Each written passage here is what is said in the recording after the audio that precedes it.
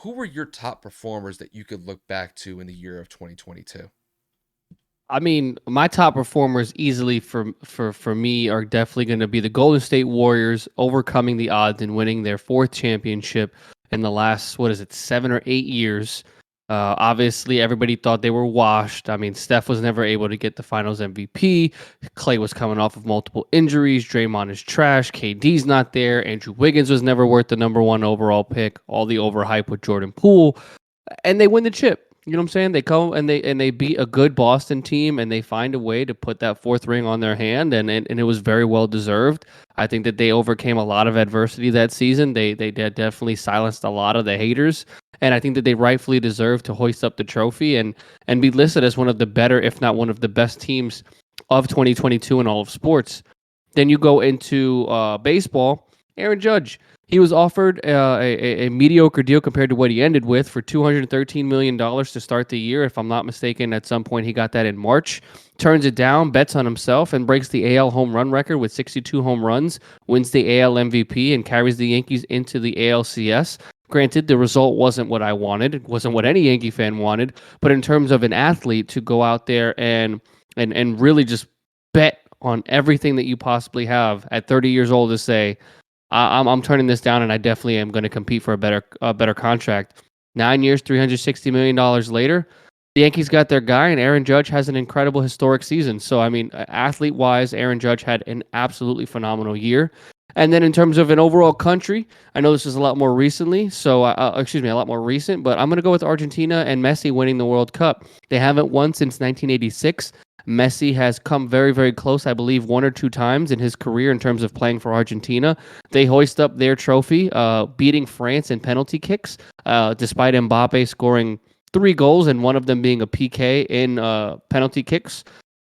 I can't really make an argument, man. I know that we talked about the Golden State Warriors having the impact in the NBA and being one of the best teams, but in terms of on a global scale, for Argentina to finally hoist up that trophy against the juggernaut opponent that is France and overcoming all the odds and Messi saying that this was potentially his last World Cup, I think that that is enough for me to go out and say that that was a top performance.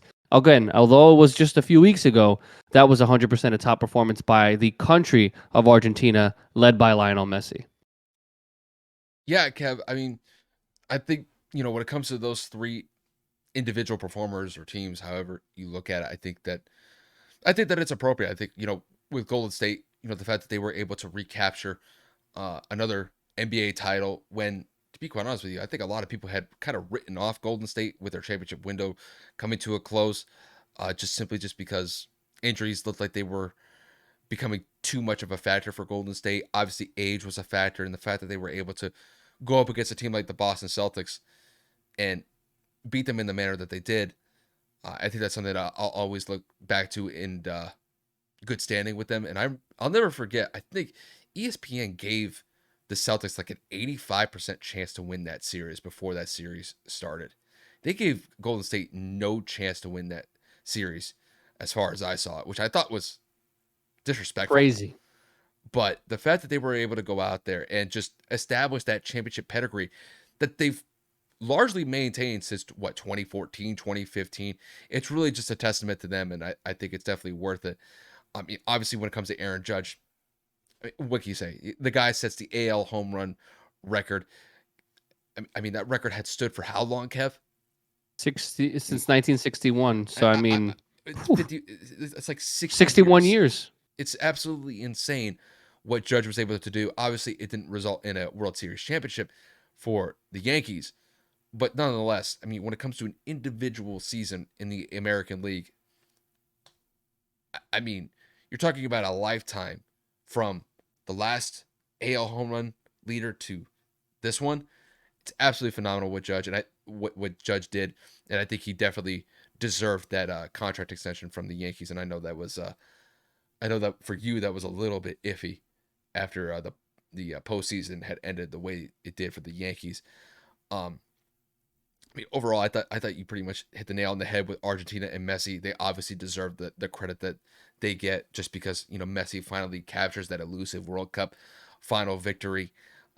Honestly, the way that I've seen Argentina celebrate a World Cup is unlike anything I've ever seen before. I mean, I think it's been probably 2 weeks since they've won that World Cup, and I don't think they've stopped.